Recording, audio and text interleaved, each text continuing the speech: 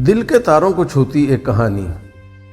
महफिल जमी हुई थी, हर कोई अपनी अपनी कथा सुना रहा था, लेकिन बाबा रशीद किसी और ही दुनिया में गुम नज़रें झुकाए खामोश बैठा दूसरों की बातें सुन रहा था। सुना है जिस औरत से आपकी शादी हुई थी वो बड़ी ख़तरनाक औरत थी और आपने डर के मारे उसे तलाक दे दी थी। बरगद के दरख्त के नीचे कुर्सी पर बैठे बाबा रशीद से एक मनचले ने इस्तेहज़ाइया अंदाज में कहा। कुछ देर खामोश रहने के बाद बाबा रशीद बोला, अल्लाह बख्शे उसे, बहुत अच्छी औरत थी। बिना नाराज़ हुए, बगैर गुस्सा किए बाबा जी की तरफ से एक मुतमईन जवाब आया। एक नौजवान ने ज़रा ऊंची आवाज़ में कहा, लेकिन बाबा जी, लोग कहते हैं वो बड़ी ख़तरनाक औरत थी। बाबा जी कुछ देर खामोश रहे, फिर कहने लगे, कहते तो ठीक ही हैं, वो वाकई बहुत ख़तरनाक थी और हकीकतन मैंने डर के मारे उसे तलाक दी थी। ये बात तो मर्दानगी के ख़िलाफ़ है, औरत से डरना कहाँ की बहादुरी है। नौजवान जोशीले अंदाज में बोला, मैं औरत से नहीं डरता, मैं तो उससे डरता था जिस तक उसकी रसाई थी। पुरसकून अंदाज में बाबा रशीद बोला। जवानों ने हैरत से एक दूसरे को देखा। ऐसी औरतों को तो जहन्नम में होना चाहिए, लाहौल वाला कुआ। कहाँ आप जैसा शरीफ नफ्स आदमी, कहाँ वो औरत। अच्छा किया छोड़ दिया। नौजवान के लहजे में गुस्सा था। बूढ़े की मुतजस्सस ज़िंदगी का पटारा खुलकर सामने आ गया था। तजस्सुस ख़त्म हुआ, अब सब बारी बारी मुंतशिर होने लगे। जाने वालों ने उन्वान पढ़ लिया था, कहानी खुद बनानी थी। जो रह गए थे वो वही थे जो असल कहानी जानना चाहते थे। मैं भी उन्हीं में से था जो असल कहानी की तह तक पहुंचना चाहते थे। हमें तजस्सुस था कि उसकी बीवी की रसाई आखिर किस ताकतवर तक थी जिससे बाबा रशीद डर गया। हम अपने तौर पर अंदाज़ा लगाने की कोशिश करते रहे, लेकिन हतमी तौर पर किसी नतीजे पर ना पहुंच सके और उस शख्सियत का तयन करने में नाकाम रहे जिससे उसकी बीवी का राबता था। बाबा रशीद ने उस नौजवान की तरफ देखा और उसकी हाँ में हाँ मिलाते हुए कहा, कहने लगा, मैं भी ऐसे ही सोचता था कि उसे जहन्नम में ही होना चाहिए था, इसलिए मैंने उसे जहन्नम जैसी ज़िंदगी दी थी। बूढ़ी आंखों में इस्तराब उतरा, उसके लब हिले और हम सब हमतन गोश हो गए। बाबा रशीद ने एक ठंडी आह भरी और कहा, यह तब की बात है जब मैं सरकार के यहाँ 1 रुपया माहवार पर मुलाजिम हुआ। मेरी माँ चाहती थी कि मेरी शादी हो जाए। रिश्ता ढूंढा गया। एक मूंगफली फरोश की बेटी मेरी माँ को पसंद आई, सलीकामंद, खूबसूरत और एकदम खामोश तवा। मुझे इस रिश्ते पर एतराज़ था कि वो एक मामूली मूंगफली बेचने वाले की बेटी थी। मेरा मानना था कि मज़दूर की औलाद को पेट की फ़िक्र रहती है, तरबियत की नहीं। तरबियत बड़े घरानों में की जाती है जहाँ अफलास आँखों की रोशनी छीनने से मुतासिर होता है। एक मुफलिस मज़दूर की बेटी क्या तरबियत देगी मेरी औलाद को। लेकिन वो लड़की मेरी माँ को ऐसी पसंद थी कि अम्मा इसके अलावा किसी का नाम नहीं सुनना चाहती थी। मैंने लाख हुज्जतें की, माँ के साथ सख्त रवैया भी अपनाया, लेकिन माँ ने भी हार न मानी। बिल आखिर माँ जीत गई। फिर वो ब्याह कर मेरे घर आ गई। रुखसती के वक्त उसके बाप ने मुझे कहा, मेरी बेटी सीधी सादी है, इसे दुनियादारी का कोई ख़ास पता नहीं। अगर कहीं कोई भूल चूक हो जाए तो इसे माफ़ कर देना।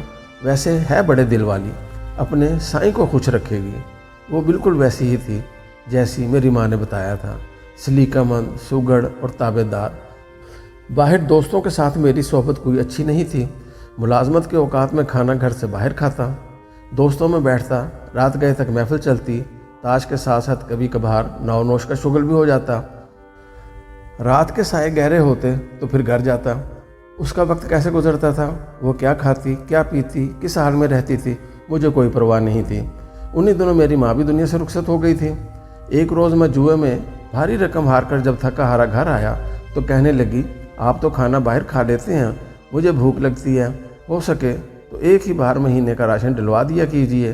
रोज़ रोज़ बाज़ार से ख़रीदारी की सोबत नहीं उठानी पड़ेगी। क्या इस मूंगफली बेचने वाली की बेटी की इतनी औकात कि मुझसे मुतालबा कर सके। मुझे तैश आया, हो ना तुम किसी बड़े बाप की बेटी कि तुम्हें पूरे महीने का राशन और ख़र्च चाहिए। अपनी औकात देखी है। गुस्से में आकर मैंने उस पर हाथ उठाया और मुग़ल्लज़ात भी बके। मैं इतना खुद सर और लापरवाह था कि मैं ये नहीं सोच सका कि आखिर इसे ज़िंदा रहने के लिए रोटी तो हर हाल में चाहिए थी। वो जिस्मानी एतबार से काफ़ी कमज़ोर थी, मार बर्दाश्त नहीं कर सकती थी। पशेमानी थी या क्या, वो 2 दिन तक बिस्तर पर पड़ी रही। मुझे इसकी भी कोई परवाह नहीं थी। वो बुखार में फूंकती रही, मैं अपने मशागल में खोया रहा। अड़ोस पड़ोस वाले भी मेरे अक्खड़पन की वजह से मुझसे कन्नी कतराते थे। किसी पड़ोसन ने उसे हकीम से दवा ला कर दी और उसे आराम आया। फिर उसने घर में ही सीना परोना शुरू कर दिया। सुगड़ तो वो थी ही, हाथ का हुनर उसके काम आया। یوں اس نے اپنے طور پر جیسے تیسے روٹی کا انتظام کر لیا اور میں یہ سوچ کر پہلے سے بھی بے پرواہ ہو گیا۔ ایک روز ایک ہمسائے نے مجھے روک کر کہا، دن میں جب آپ گھر نہیں ہوتے تو آپ کے گھر سے باتوں کی آوازیں آتی ہیں۔ میرے سوا میری غیر موجودگی میں کون آتا تھا جس سے وہ بلند آواز میں باتیں کرتی تھی؟ ہمسائے کی بات سن کر میرا غصہ حد سے بڑھ گیا۔ میرا بس نہ چلتا تھا کہ اسے جان سے مار دوں، لیکن میں بس ایک موقع کی طاق میں تھا۔ ایک رات پچھلے پہر کسی کے بولنے کی آواز پر میری آنکھ کھلی۔ چاندنی رات میں صحن میں پڑی ہر شے بالکل واضح طور پر دکھائی دے رہی تھی۔ میں اٹھ کر دروازے تک آیا۔ اب آواز زیادہ واضح تھی۔ وہ کہہ رہی تھی، سائیں، صبح ایک روٹی کے لیے آٹا گھر میں موجود ہے، وہ ایک روٹی کھا کر چلا جائے گا، یہ سوچے بنا کہ میں سارا دن بھوکی رہوں گی۔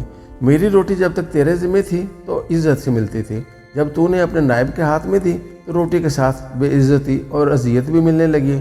مجھے اب روٹی تو ہی دے۔ تیرا بنایا نائب تو خائن نکلا۔ وہ میری شکایت کر رہی تھی، لیکن کس سے؟ کون تھا جو اسے روٹی دیتا تھا؟ مجھ سے بھی پہلے۔ میں نے باہر آ کر دیکھا، وہ صحن کے بیچ چارپائی پر آنکھیں بند کیے بیٹھی خود سے باتیں کر رہی تھی۔ وہاں کوئی بھی نہ تھا۔ میرے پیروں تلے سے زمین نکل گئی۔ وہ خدا سے میری شکایت کر رہی تھی۔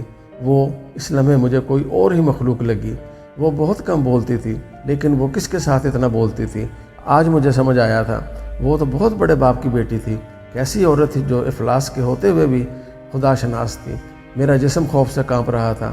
دن چڑھتے ہی میں نے سامان باندھا اور اسے اس کے گھر چھوڑ آیا۔ سسر نے طلاق کی وجہ پوچھی تو میں ڈرتے ہوئے کہنے لگا، یہ بڑی خطرناک عورت ہے، بڑے دربار میں میری شکایتیں لگاتی ہے۔ مجھے ڈر ہے کہ بادشاہ کو کسی دن تاؤ آ گیا تو میرا حشر نہ کر دے۔